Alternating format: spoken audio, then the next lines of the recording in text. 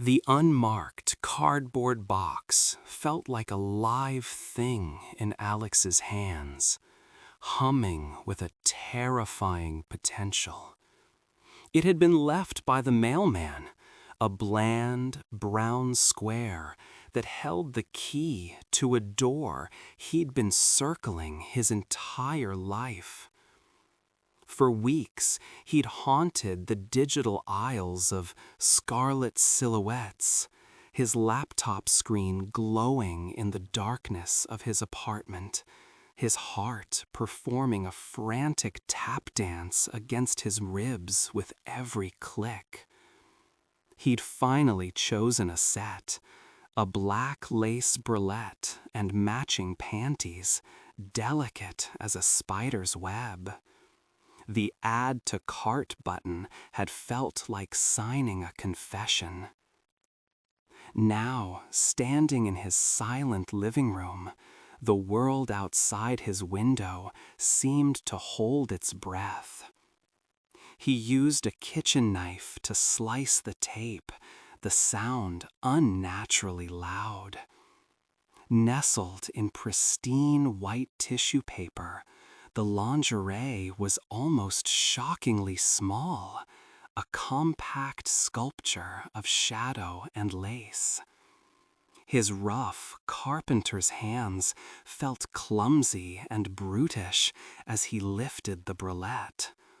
The lace was softer than anything he had ever touched, a whisper against his calloused fingertips. That first night was a fumbling, anxious ritual. His hands shook so violently he couldn't fasten the clasp. He had to stand before his bedroom mirror, arms twisted behind his back, his reflection a portrait of strained concentration. The click of the clasp was a sound that seemed to split his life in two, the before and the now. He stepped into the panties, the lace hugging his hips with a gentle, possessive pressure that felt more like a homecoming than a constraint. When he finally looked at his full reflection, his breath caught. The rough, angular man was still there, but he was framed, softened. The stark black lace against his skin created a new map of his body, one he found himself desperately wanting to explore. It wasn't a perfect transformation, but it was a crack in the dam, and through it a long-dammed river began to flow. That single, secret purchase ignited a quiet revolution within him. The practical, baggy boxer briefs in his top drawer began to feel like sacks. He started noticing the lingerie advertisements in magazines, not with a leer, but with a scholar's eye, analyzing the architecture of a strap, the topography of a lace pattern. A trip to the mall for new work socks would inevitably find him drifting, pulled by a magnetic force to the lingerie department. He would run his fingers over the racks of satin and silk, learning the textures, the names. He discovered the cool, liquid weight of charmeuse, the delicate rigidity of embroidered tulle, the sinful whisper of sheer georgette. He saved for a month, skipping lunches, to afford a champagne-colored silk camise from a proper boutique.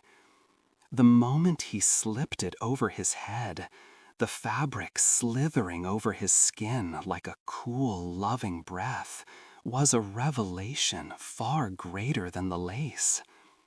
It felt less like putting something on and more like shedding a skin, the coarse, ill-fitting skin of Alex.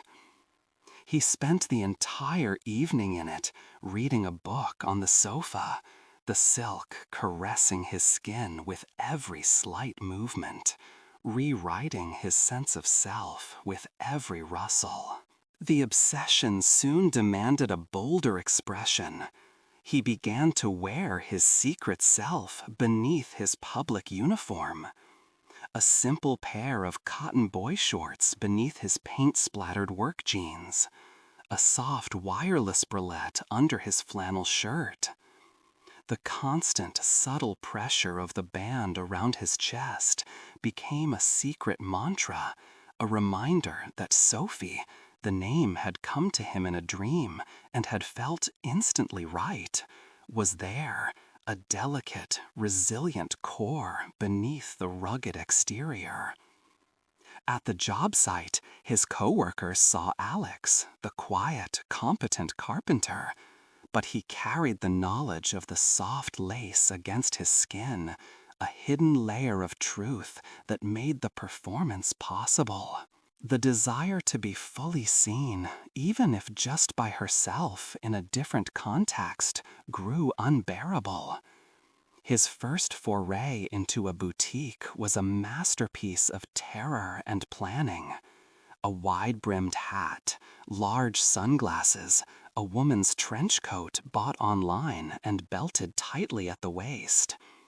He chose a small, elegant shop on a quiet side street. The bell above the door chimed his entrance like a judgment. His voice, when he asked to see a particular style of balconette bra, was a fragile, high-pitched thing he barely recognized. The saleswoman, an older lady with kind eyes and silver hair named Ilara, didn't flinch. She looked at him, past the disguise, and seemed to understand everything. "Of course, dear," she said, her voice warm. "The fitting rooms are this way." In the hushed, velvet-draped sanctuary, surrounded by soft, forgiving light, Alex truly met Sophie. She tried on a corset, and as Ilara expertly tightened the laces, she watched her waist cinch, her posture change, the hard lines of her torso melt into a graceful curve. She saw her shoulders, rounded and elegant in a delicate camisole. She saw her legs, impossibly long and sleek in a pair of sheer stockings with a delicate back seam. Ilara brought her pieces, offering advice on fit and style, treating her not as a curiosity, but as a client. It was the most profound acceptance she had ever known. The final step in her transformation was as inevitable as the sunrise. She planned it for a Friday night. The ritual began at home. First, the stockings, rolling the sheer silk up her calves and thighs, the sensation of thrilling promise. Then the garter belt, clasping each strap with a deliberate final click. The panties, a whisper of black lace. The bralette, its embrace now familiar and comforting. Over this exquisite hidden architecture, she pulled on a simple, elegant black dress. The wool blend of the dress felt different now, not like a disguise, but like the final, logical layer of her true self. She applied a touch of makeup, just some foundation to smooth the faint shadow of a beard, and a swipe of muted lipstick. She looked in the mirror. Alex was gone. Sophie stared back, her eyes bright with a mixture of terror and exhilaration. She went to a quiet, sophisticated wine bar she'd scouted earlier, one with dim lighting and intimate booths. The sound of her heels on the pavement was a confident new rhythm. She sat at a small table, the lace of her bra a faint, constant pressure against her chest with every steadying breath. She ordered a glass of Pinot Noir, her voice not a forced pitch, but her own, softer, melodic. A man sitting at the bar, well-dressed and in his late 30s, caught her eye and smiled. It wasn't a smirk of mockery or a leer of objectification. It was a smile of genuine, appreciative interest. After a moment, he came over. "Mind if I join you?" he asked. "I'm Daniel." Sophie felt a flutter of panic, but it was quickly drowned out by a surge of confidence. This was the test. "Please do," she said, gesturing to the seat opposite her. They talked for over an hour. He was an architect, recently moved to the city. He complimented her dress. She thanked him, a secret, electric thrill coursing through her as she thought of the beautiful, intricate armor she wore beneath. He asked what she did. "I'm in transformation," Sophie said, and it was the truest thing she had ever uttered. Daniel smiled, intrigued. "It suits you." He never saw a trace of Alex. He only saw her. He saw Sophie, a woman with a quiet confidence and a mysterious smile. When he asked for her number, she gave it to him without hesitation. Walking home later, the cool night air a gentle caress on her skin, she knew the journey was complete. The obsession with lingerie had never been about the fabric itself. It had been about the potential. The lace and silk were not a costume. They were the tools she had used to carefully, lovingly excavate her true self from the prison of male expectation.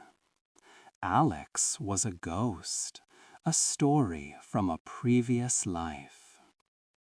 She arrived home and didn't rush to undress. She poured herself a glass of water and stood before the floor-length mirror in her hallway, looking at the woman in the black dress. After a long moment, she walked to her bedroom and opened the bottom drawer of her dresser, the one that now held her collection of silks and satins. She moved aside the newer, more elaborate pieces and found it at the very back, the original, plain cardboard box. She opened it. The simple black bralette and panties lay inside, looking almost quaint now, a beginner's kit. They were a relic, a testament to the first trembling step of a 1,000-mile journey. She didn't feel nostalgia, she felt gratitude.